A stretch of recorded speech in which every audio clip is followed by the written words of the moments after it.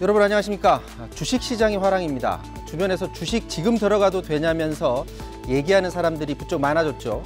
주식시장 전망에 긍정과 부정적 견해가 엇갈리지만 중요한 건 돈을 끌어서 투자했다가 낭패를 볼 수 있다는 것. 이 주식은 안전하다면서 속삭이는 사람들이 나중엔 나 몰라라 한다는 겁니다. 과열에 대한 경계심이 필요한 때인 듯 싶습니다. 사사건건 시작합니다.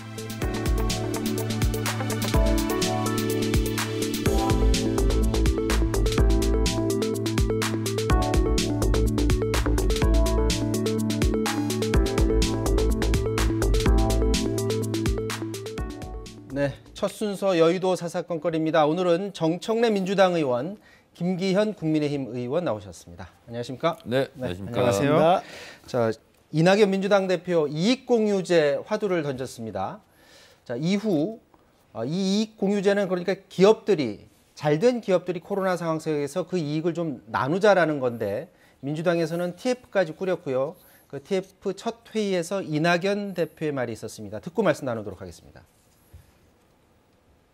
제가 제안드린 코로나 이익 공유제는 역사상 가장 불평등한 불황을 방치하지 않고 연대와 상생의 틀을 만들어 함께 잘 사는 대한민국을 만들려는 보완적 방안입니다. 그런 논의를 구체적으로 발전시키기 위해 오늘 당내 포스트 코로나 불평등 해소 TF를 출범시켰습니다. 목표 설정이나 이익 공유 방식 등은 강제하기보다 민간의 자율적 선택으로 결정되는 것이 바람직하다고 생각합니다.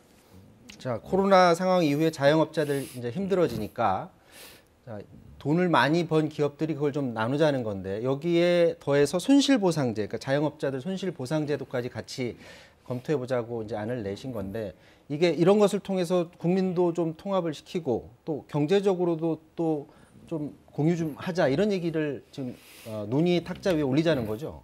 적절한 시점에 잘 던졌다 이렇게 생각을 합니다. 우리가 사회 공동체 이렇게 얘기하잖아요. 혼자서는 살 수 없다. 모여서 같이 산다. 이런 네. 거지 않았습니까? 예를 들면 작은 연못에 물고기가 두 마리가 살아요. 네. 한 마리가 싸워서 이겼어요. 그래서 한 마리가 죽었어요. 그럼 그물도 쏟고 이긴 물고기도 죽는다는 거 아니겠습니까? 그래서 이 이익공유제는요.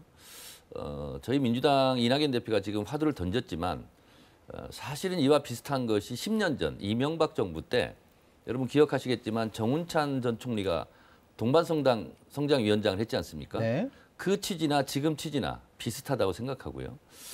우리가 보통 복지를 얘기할 때 이것이 진보 정권의 이슈가 아니고 이 최초에 시작한 것이 독일의 우파 정부에서 너무 못 살고 못 먹으면 사실은 정권을 유지하기가 어렵다. 그래서 복지 정책을 펼쳐야 된다. 그래서 이 따지고 본다면 이익공유제는 즉히 시장주의고요. 자본주의적 시각에서 입각한 것이고 그런 것을 좀 확대해서 본다면 복지 정책하고도 이제 맞닿아 있기 때문에 이것이 무슨 좌파 정책이라거나 아니면 무슨 뭐 공산주의적 발상이라거나 이렇게 생각하지 않거든요.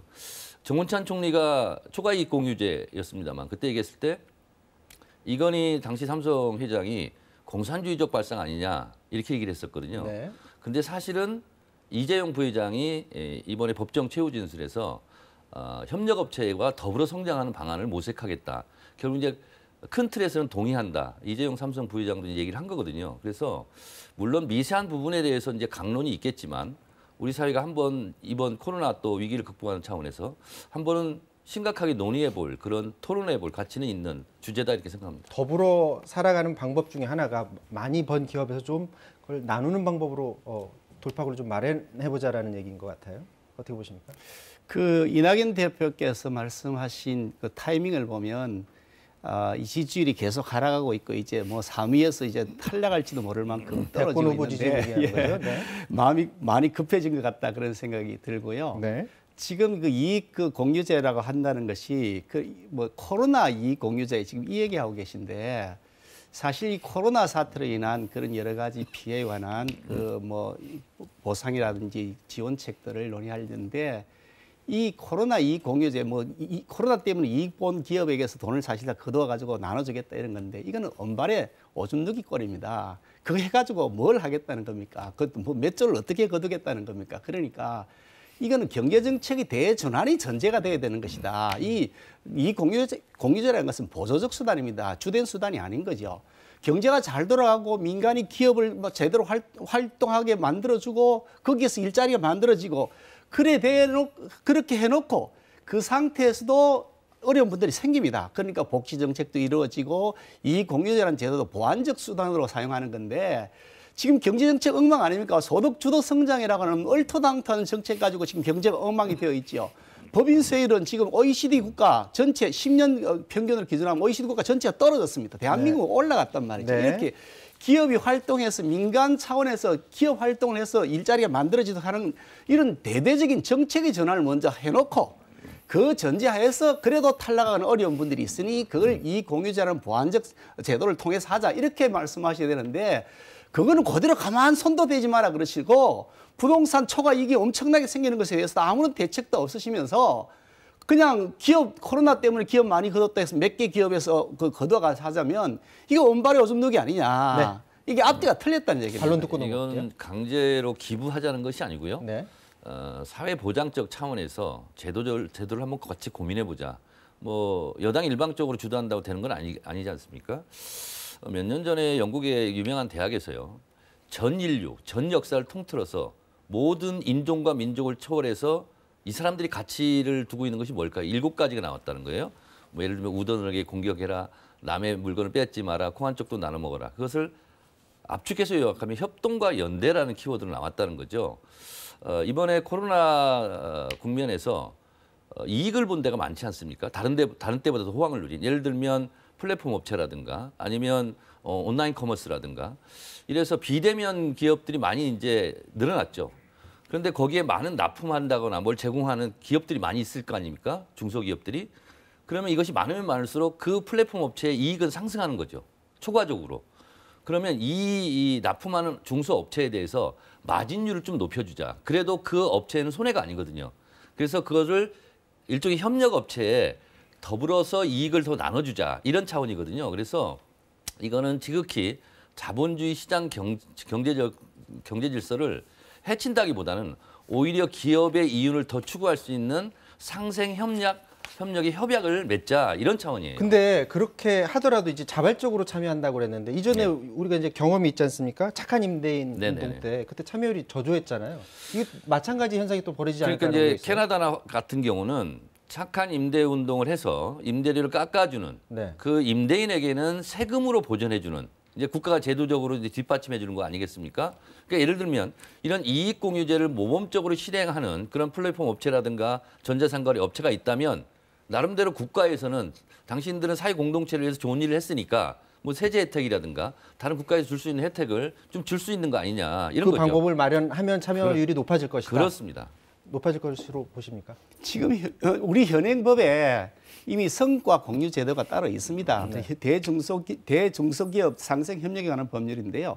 그러니까 원가를 절감한다든지 품질을 향상한다든지 이래서 대기업과 그 협력 기업들이 서로 그 일정한 부분 이렇게 윈윈한 결과가 나오죠. 그러면 그거를 대기업이 중소기업이 나눠주는 방식으로 하는 법 제도가 있고요. 그것이 잘 시행이 되고 있는 것으로 알고 있는데 좀 전에 우리 그 정청래님 말씀하신 정운찬 전 동반성장위원장이 말씀하신 그 초과 이익 공유제 그것도 그 대기업과 협력하는 기업 사이에 목표치를 설정하고 그 목표치가 상회했을 때는 그 협력업체 사이에 나누자는 것이죠. 그런 제도 저는 얼마든지 우리가 검토할 수 있는 제도라고 생각하는데 이 코로나에 한정해서 마치 이게 코로나 이익만 갖고서 논의하는 것처럼 이렇게 던지는 것은 매우 그렇게 바람직하지도 않을 뿐더러 결국 언발의 언두기밖에 안 된다는 얘기인데요. 이런 거죠. 이게 사실은 뭐 코로나만의 문제가 아니고 계속 자본의 집중이 심화되고 있습니다. 그리고 뭐 가령 애플 같은 경우 보면 자동차 산업까지 애플이 다 하겠다는 거 아닙니까?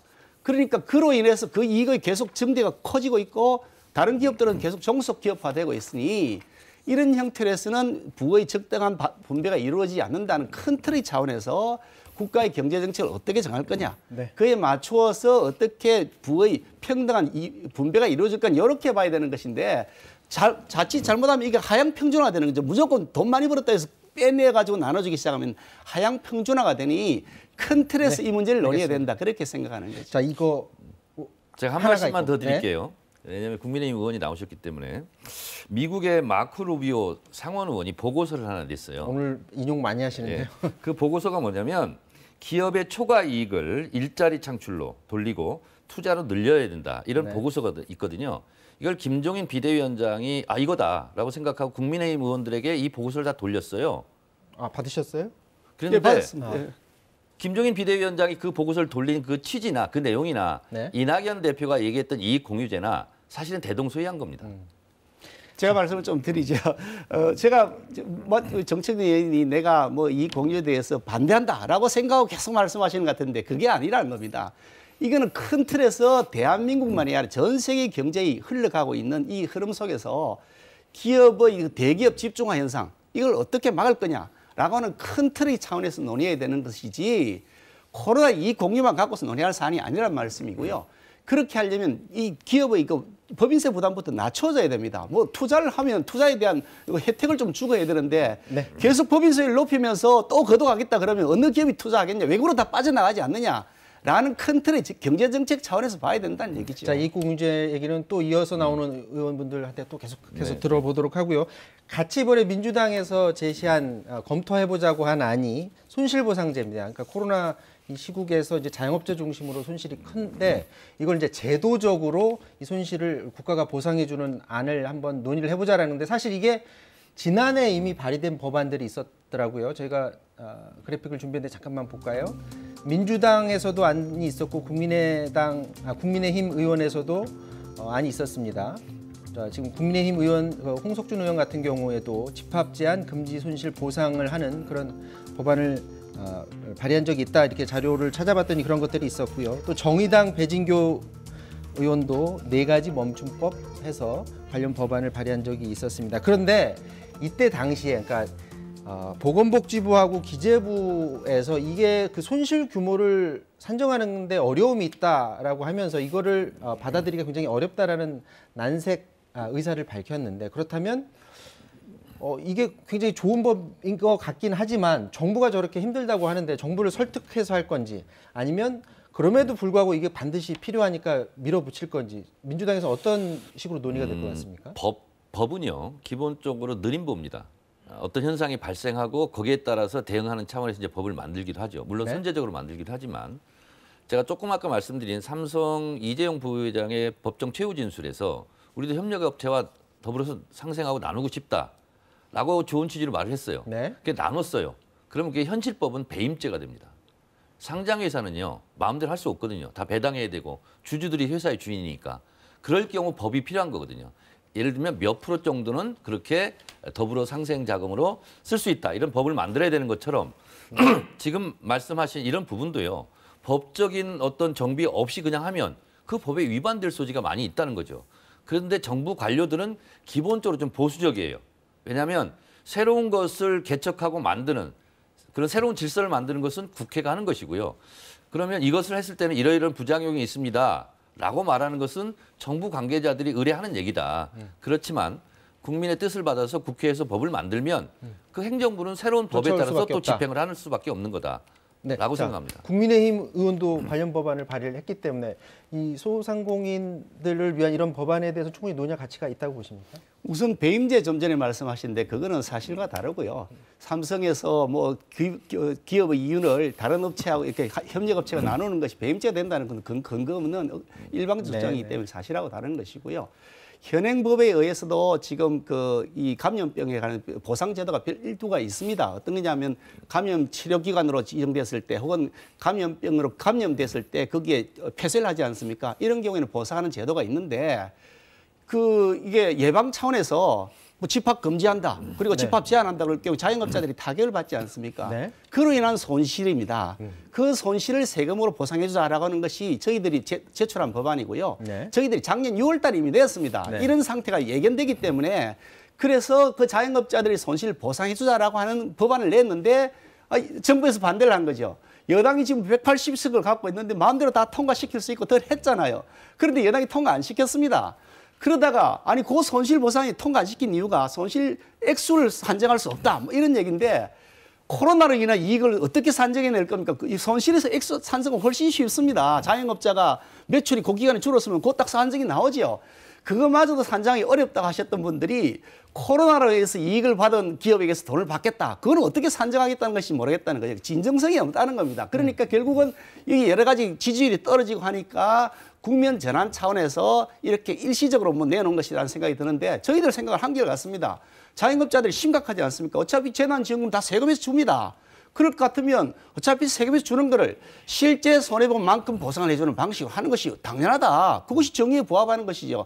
그걸 빨리 처리했어야 되는데 여당이 지금 처리 안 했으니까 이렇게까지 미뤄져 있는 겁니다. 자, 이렇게 말씀하시는 거 보면 적어도 이 관련해서는 좀 국회에서 진전된 어떤 대화가 좀 있을 수도 있을 것 같다는 그런 생각이 들고요. 김기현님께서 예상보다 강하게 반대를 안 하시는데요. 네. 제가 법과 제도를 얘기하면서 삼성 배임 의혹이 있다 한 것은 뭐냐면 그 위반 소지가 있다는 것은 누구나 다 하는 얘기예요. 왜냐하면 그 대기업 회장이라고 해서 이익이 낮다고 해서 자기 마음대로 막 쓸 수가 없어요. 허투루. 그래서 그래서 법 정비가 좀 필요하다는 부분이고 이 손실보전 이런 부분 같은 경우도 국회에서 충분히 맞대고 하면 답이 나올 거라고 봅니다. 자, 이 얘기 이 정도에서 마무리 짓고요. 이어서 이제 재보궐선거 얘기해 보도록 하겠습니다. 오늘 그 국민의힘 나경원 전 의원이 서울시장 출마 선언을 했고요. 잇따라 의원들이 출마 의사를 지금 밝히고 있는데 지금 주요 관심을 받는 후보군들을 봤더니 특징이 10년 전에 나왔던 그때 그 사람들이었더라라는 그런 이야기입니다. 준비된 영상 보시고 말씀 나누도록 하겠습니다. 저의 거취로 인한 정치권의 논란과 행정 공백을 최소화하기 위해서 즉각적인 사퇴로 저의 책임을 다하고자 합니다. 네, 10년 전입니다. 이 무상급식 찬반 투표에 시장직을 걸었던 당시 오세훈 서울시장은 주민투표가 투표율 미달로 무산되자 사퇴합니다. 그렇게 시작된 후보들의 출마 열기. 서울 시민들이 저를 선택해 주시면 세심하고 부드러운 힘으로 서울을 멋지게 변화시켜 보겠습니다. 서울 시민들의 바람과 열망을 담아서 대역전의 드라마를 만들도록 하겠습니다. 서울은 꿈이 필요합니다. 지금과는 전혀 다른 서울을 꿈꿀 수 있는 사람이 필요합니다. 당시 박원순 후보 캠프에선 우상호 의원이 대변인을 맡기도 했었는데요. 흑색 선전성 주장과 허위사실 유포에 대하여는 법적으로 대응하기로 하였습니다. 한편 2011년 보궐선거는 이른바 안철수 현상이 뜨거웠습니다. 그 중심에 있던 당시 안철수 교수는 출마를 기왕에 그렇게 고민했지만 된 바에야 한번 진지하게 고민을 해서 결론을 내봐야 될 것 같아요. 결국 박원순 후보 지지를 선언하죠. 박원순 변호사님을 만나서 그분의 포부와 의지를 충분히 들었습니다. 서울시장직을 누구보다 더 잘 수행할 수 있는 아름답고 훌륭한 분이라고 생각합니다. 그리고 10년 만에 다시 등판한 그때 그 사람들. 정치 신인 딱지를 뗀 이들이 이번엔 어떤 경쟁을 펼칠지. 자, 뭐 이분들 외에도 사실 국민의힘에서는 존희 구청장 비롯해서 여러 인물들이 있기는 하지만 지금 주목을 지금 못 받고 있는 상황이잖아요. 그렇게 봤을 때 어떤 새로운 인물을 키우는데 뭐 여건 야건 간에 너무 소홀히 했던 것 아닌가라는 그런 지적도 있는데 어떻게 생각하십니까? 글쎄 새로운 인물들이 좀 더 많았으면 좋겠고요. 아마 그렇게 될 겁니다. 저희들은 아직 오늘 나경원 의원이 출마 선언을 했고 아직도 출마 선언을 하실 분들이 더 있을 거기 때문에 뭐 그렇게 너무 걱정 안 하셔도 될 것 같고요. 부산 같은 경우도 오늘 한 분이 저희 당에 입당을 했습니다. 아마 곧 뭐 내일이나 모레쯤 출마 선언을 할 것 같은데 새로운 신진 인사들이 등장하고 있죠. 그러니까 시간을 두고 보시면 될 것 같아 보이고요. 네. 아까 뭐 조현희 구청장 같은 경우도 뭐 주목을 못 받는다 그러는데 주목을 받고 있습니다. 상당 부분 지지율이 나오고 있는 거죠. 특히 이제 서울시장 같은 경우는 이게 아무래도 큰 행정을 하는 곳이니까 좀 뭐 경험 있는 사람이 나왔으면 좋겠다. 뭐 그런 차원에서 보면 한편 또 예전에 나왔던 사람들 중에 또 괜찮은 사람이 있으면 뭐 나오는 것도 저는 바람직한 일이다 생각합니다. 민주당 같은 경우는 박주민 의원이 만약에 나온다면 뭐 새로운 인물이라고 할 수 있을 텐데 마찬가지로 지금 제일 관심 받고 있는 사람 또 박영선 장관이잖아요. 네. 마찬가지로 새 인물 못 키우고 있다라는 지적에 대해서는 어떻게 생각하세요? 뭐 국민의힘 야당 쪽에 비해서 저희가 이제 출마자가 적은 건 사실이죠. 네. 그런데 어쨌든 국민의힘 쪽에서도 뭐 지금 출마 선언하는 분들이 다 후보로 나오는 건 아니지 않습니까? 어차피 한 명으로 이제 정해질 텐데 그런 면에서는 야당이 국민의 시선을 끄는 데는 어느 정도 지금 성공하고 있는 것 같아요. 저희들은 이제 박영선 장관이 사실상 초읽기에 들어갔다. 저는 이렇게 보고 있고 조만간 출마 선언을 할 것 같고요. 그리고 박주민 의원 같은 경우는 깊은 고민에 빠져 있는 것 같습니다. 왜냐하면 당이 좀 이렇게 좀 상황이 녹록지 않고 어려운데 지난번에는 당대표 선거를 나갔는데 이번에는 어렵다고 빼는 거냐 이런 생각을 좀 하고 있는 것 같아요. 그래서 박주민 의원도 잘은 모르겠습니다만 출마 쪽으로 기우는 거 아니냐 이런 생각은 좀 합니다. 어쨌거나 지금 관심은 범야권에서 이제 안철수 대표를 중심으로 한 또 범야권 단일화가 지금 주된 관심사인데 그 범야권 단일화를 두고 안철수 대표 그리고 국민의힘의 김종인 비대위원장 간의 그 기싸움이 지금 치열한 그런 상황인데요. 두 사람의 발언 얘기를 듣고서 이 단일화 얘기 또 해보도록 하겠습니다. 안철수 지금 이제 국민의당 대표의 하는 행위는 시장 선거 출마 선언을 하면서 뭐라고 그랬어요? 내가 야당 단일 후보로 출마하겠다는 얘기 하지 않았어요? 그거는 도대체가 정치 상식으로 봐서 그건 또 말도 안 되는 소리고 그러니까 나는 거기에 대해 별로 관심이 없어요. 단일화를 하려고 노력을 하지만 단일화를 못하겠다고 그러면 우리가 이긴다는 나는 확신을 갖고 있어요. 야권 지지자분들의 그 마음이 상처를 입으실까 좀 걱정이 됩니다. 야권 지지자분들이 간절히 원하는 것이 야권 단일 후보가 돼서 서울시장 선거에 승리하는 것 아니겠습니까? 그런 점에서는 김종인 위원장과 제가 생각이 같다고 봅니다. 그 목표 지점은 같다고 봅니다. 자, 이 국민의힘 의원으로서는 다른 당 대표를 범야권 후보 단일화 그 중심에 놓고 얘기해서 좀 불편하실 수도 있을 텐데 어쨌거나 기호 2번으로 안철수 대표가 출마할 가능성이 좀 있다고 보시는지요? 저는 전국적으로 기호 2번으로 출마할 거라고 생각합니다. 2번으로 들어온다. 예, 뭐 기호 2번 후보 누구를 정할 거냐 내부의 경선 과정을 어떤 절차를 거칠지 논의는 아직 더 돼야 되겠지만 어떻든 야권 후보 한 사람이 나올 것이고 그 야권 후보 한 사람은 기호 2번을 달고 갈 것이다. 국민의힘 소속으로. 그렇게 저는 뭐 예측을 하는데 아마 제 예측이 거의 맞을 거라고 보고요. 지금 초기에야 기싸움 하죠. 그러면 아니 우리 당이 했어야 당연히 103석이고 거기 3석인데 이거 당연히 우리 쪽 입장에서야 우리의 이거 가지고 있는 영향력을 얘기하는 게 당연한 거죠. 그런 과정에서 서로 에스컬레이팅이 되기도 하고요. 때로는 그런 과정에서 자신의 진심이 시민들에게 전달될 수도 있기 때문에 매우 건전한 방향으로 지금 저희들 논의가 진행되고 있다. 저는 그렇게 말씀드립니다. 김종인 비대위원장의 말하고는 좀 다른 뉘앙스로 얘기하셨는데 어떻게 보십니까? 방금 김종인 비대위원장의 인터뷰 내용은요. 저도 여러 번 들어봤어요. 도대체 이분이 왜 이럴까? 근데 어떻게 보면 안철수 대표에 대한 약간 인신모독성 발언도 좀 있지 않습니까? 그래 봤을 때 안철수 너는 절대 안 돼. 저는 그것을 한마디로 압축할 수 있다고 보고요. 또 안철수 대표로서는 나는 절대 입당 안 해. 이걸로 지금 맞서고 있는 것 같아요. 그럼 왜 그럴까? 김종인 비대위원장은 좋게 얘기하면 호랑이를 잡으려면 호랑이 굴에 들어와라. 이제 이런 거고요. 안철수 대표로서는 내가 먹힐 건데 호랑이 굴에 왜 들어가? 이런 거죠. 그래서 결국은 김종인 비대위원장의 저 인터뷰는요. 정치 상식에도 맞지 않다. 또 안철수 대표가 지금 일시적으로 여론조사 지지율이 높은데 그건 의미 없다 하는 건 뭐냐면 안철수 지지율을 허물어뜨려서 결과적으로 보면 국민의힘의 단일화된 후보가 안철수 대표보다 지지율이 높은 상태에서 단일화를 하려면 하고 말란 말아라 이런 전략이지 않을까 그렇게 생각합니다. 자, 단일화 얘기는 거의 지금 저희가 매일 하고 있는데 최근에 윤석열 총장에 관련해서도 비대위원장이 말을 했습니다. 별의 순간이라는 그런 말을 했는데 이 말 뜻이 뭔지 한번 듣고서 말씀 나눠보도록 하겠습니다. 인간이 살아가는 과정에 별의 순간은 한 번밖에 안 와요. 그 별의 순간을 제대로 포착하느냐에 따라서 자기가 인생에 국가를 위해서 크게 기여할 수도 있고 못할 수도 있고 그래요. 이제 그거는 본인 스스로가 결심을 할 거니까 내가 보기에 별의 순간이 지금 좀 보일 거예요 아마. 자, 김종인 비대위원장이 별의 순간이라는 말을 주로 대권 잠룡한테 했다고 합니다. 저 말이 어떤 뜻으로 했다고 보십니까? 글쎄 제가 대변인이 아니어가지고 네. 잘은 모르겠습니다만 그런 거겠죠. 별이 탄생할 때 한꺼번에 탁 폭발적으로 신성이 생기는 뭐 그런 의미라고 보는데 뭐 그 해석은 별 중요한 것 같지는 않고요.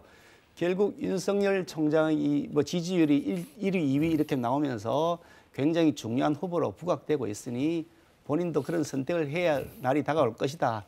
잘 한번 생각해 보시라면 그런 정도 의미로 생각하면 될 것 같습니다. 아, 지금 말하는 거는 그러니까 대권의 뜻이 있다면 지금부터 생각을 하고 그 시기를 본인이 찾아야 된다 이 뜻으로 글쎄 뭐 말했을 그 것이다. 해석을 제가 아닌가 그 각자 듣는 분이 해석하는 문제인데 그게 이제 어떤 분들은 그런 말씀을 하세요. 그러니까 윤석열이 야권 후보다 그러시는데 천만의 말씀인데 어떻게 야권 후보입니까? 그분은 여권에서 임명한 사람이고 지금도 여권 정부에 소속돼 있는 분입니다. 여권 후보일 수는 있겠지만 야권 후보는 아니라고 보고요. 다만 이제 그 현 정권과 계속 대립각을 보이면서 국민적 지지를 받고 있으니 현 정권에 대한 그 실패 그런 실망감들이 윤석열 후보로 이렇게 몰리고 있는 것이다. 저는 그렇게 판단하고요. 네. 우리 야권에서 훌륭한 후보가 나와서 꼭 대선에서 이길 겁니다. 여권하고 굉장히 충돌이 있었는데 여권 후보라고 지금 말씀을 하세요. 동의하세요? 김종인 비대위원장이 했던 별의 순간은 네. 하늘의 별, 그 별을 얘기하는 것이 아니고 특별한 순간이다. 저는 이렇게 해석을 하고 있고요. 결과적으로 말씀드리면 윤석열의 주먹을 빌려서 안철수를 쳤다. 저는 이렇게 생각을 합니다. 그래서 윤석열은 고려 대상이지만 안철수 당신은 고려 대상이 아니야. 그래서 안철수 대표가 의문의 일패를 하지 않았나 이런 생각이 드는데요. 윤석열이 여권 인사다 하는 것은 노회한 어딩이죠. 여권 인사 중에서 윤석열 총장을 여권 측 인사라고 생각하는 사람 별로 없어요. 그럼에도 불구하고 어쨌든 검찰총장은 대통령이 임명한 사람 아니냐 이러면서 좀 이중 플레이를 한 것 같다 이런 생각이 좀 들어요. 그래서 결과적으로는 지금 뭐 대권은 좀 많이 남아 있는 거고 지금 이제 단일화 기싸움, 삿바싸움 중에 안철수를 윤석열을 통해서 EJ하고 있다 이렇게 보고 있습니다. 진정으로 윤석열이 뭐 대권 주자라든가 그렇게 염두에 두는 발언은 아니다라고 생각합니다. 네, 지금의 시간은 사실은 4월 재보선을 위한 시간인 것 같고요. 정말 그러니까 그 이후에 대선을 얘기를 하려면 적어도 언제까지는 윤석열 총장이 마음을 먹어야 되고 그리고 대선 얘기에 본격적인 주자들이 경쟁이 들어가는 건 한 언제쯤부터 들어갈 거로 예상을 하십니까? 4월 재보궐선거를 마치고 나면 바로 대선 국민에 접어들 것이고요. 네. 양당 다 공이 금년 여름부터는 본격적인 레이스가 시작될 겁니다. 그래서 아마 가을 무렵 되면 후보가 결정이 되겠죠. 저는 그렇게 보는데 일단 윤석열 그 총장에 대해서 이런저런 말씀들 하신 저는 한결같이 지금까지 계속해서 똑같은 말씀을 드려오는데 윤석열 총장이 대권 후보로 나오는 것 자체에 대해서 저는 그렇게 찬성하는 사람이 아닙니다. 나와서는 안 된다. 그러니까 윤석열이라는 사람은 문제가 아니고요. 대한민국 자유민주주의 이 시스템 하에서 현직 검찰총장이 그 직을 그만두자마자 대권 후보로 나오는 모습 그것이 바람직하지 않다는 그건 대한민국의 민주주의 시스템에 관한 문제라는 입장을 갖고 있기 때문에 실제로 보니까 여론조사에서도 많은 국민들이 현재 검찰총장이 끝나고 나서 대선에 출마하는 거에 대해서 부정적인 의견이 많더라고요. 어떻게 보십니까? 저 말씀은 저도 전적으로 동의를 합니다. 이것이 나쁜 선례가 될 수 있고요.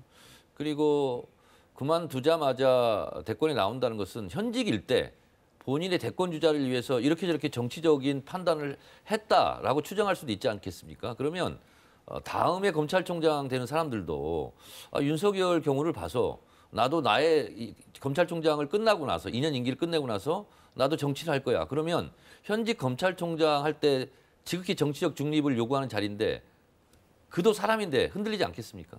저는 좋지 않은 선례라고 봅니다. 자, 오늘 여의도 사사건건은 여기까지 해야 될 것 같습니다.